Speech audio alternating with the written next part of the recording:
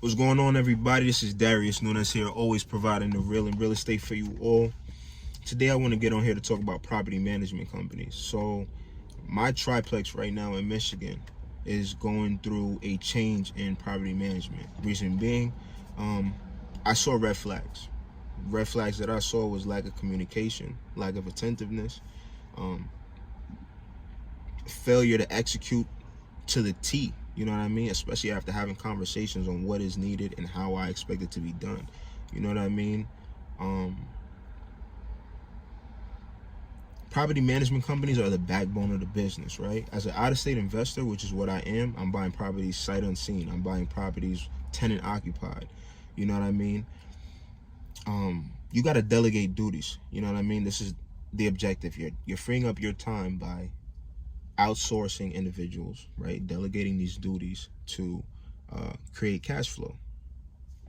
That's essentially what it is. So the property management company that's currently in place, you know what I mean? When I purchased the property, I inherited them because they were already watching over the tenants, watching over the asset.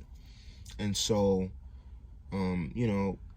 through my due diligence, you know what I mean, which I should have trusted my instinct and my gut, but through my due diligence, I got good responses from the tenants. All three of them were like, property management company's been good. If I had an issue, they would come fix whatever. So attentiveness is what they basically encountered with them. And my realtor, she was like, they've been in the business for quite some time, you know what I mean? They get the job done. And I should have taken that as like take caution, you know what I mean? But whatever, ran with them. And like, again, I react quickly. So once I saw the red flags, I was like, nah, you know what I mean? We gotta let them go. We gotta clip them. So winded up going with the original property management company that I did want to go with originally when I purchased the property, but it didn't work out that way because, again, you know what I mean, I just went with the word of the individuals, and they were already in place. So I was just like, inherit it, why not? You know what I mean? Like, just keep it all flowing. If it's working, you know what I mean? If it ain't broken, don't fix it. But sometimes you got to get in there, you got to get under the hood, you know what I mean? So this is one of those situations where I'm going into it now with the understanding that, one, do your due diligence, trust your gut, right? Know that the property management company is super important. Like, it's imperative that you understand, and they, you know what I mean, you all understand, what's the goal, what's the objective. So you're basically the head of this, you're spearheading it all.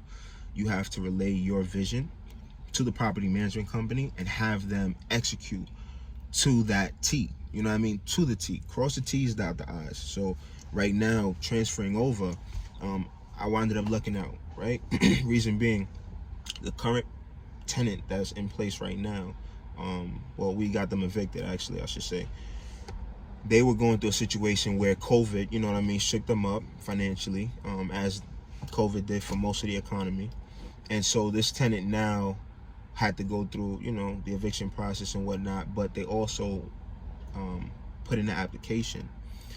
In the state of Michigan, there's a program that was covering tenants who were back on rent. You know what I mean? So at that point, he filed for the application and got approved. So with that being said, all the back rent that was owed, we got all that. All the court costs got covered, and they got out. And so I didn't want the current property management company to go ahead and find and or pursue a new tenant for me. So I was just like, nah, don't worry about that. Like, I'm good. Straight up, I'm good. You know what I mean? I already knew who I was going to convert to. So I already just relayed the message like, yo, this is what I'm planning to do. Transfer the ownership, transfer the keys, transfer the lease agreements, transfer all that to the new property management company that's going to be taking over. And the blessing in all this is now the new tenant that I'm going to get is going to be on a program, Section 8 to be exact, right? So that's guaranteed rent, guaranteed cash flow every month. And the great part about it is Section 8 is going to wind up paying the highest amount, right? So super grateful because, with downturns, with unexpected situations to come about, You gotta weather the storm, man. You gotta understand, like, yo, it's a part of the game. Like, every investment is risky, whether it be Turo, whether it be Airbnb, whether it be stocks, whether it be whatever. There's risk with it. You know what I mean? And it's all about how you adapt, how you you know what I mean? You just gotta be elusive with it. You gotta be quick on your feet. You gotta be agile, baby. Come on. And again, like, there's always a blessing to come. You know what I mean? Out of the dirt, out of the mud. You know what I mean? So, guys, I say all that to say this: do your due diligence, trust your gut, be quick to fire. You know what I mean? And slow to hire. Okay? And it's a business, guys. So CEO mindset. Always think about the business and how you want it to be run. You know what I mean? And don't over leverage yourself with too many properties and not having them all run efficiently.